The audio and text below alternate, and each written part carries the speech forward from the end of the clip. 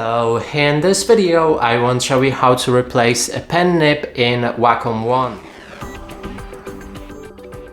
To do this, first you will need to grab your pen and also flip your tablet upside down like I have right here. Open this leg on the left and there you will find the gap. So place the nib on your pen in that gap and then flip your pen on the angle and start pulling it upwards. This should remove the nib, and here you'll be able to switch between two additional ones that are available when you buy this tablet brand new.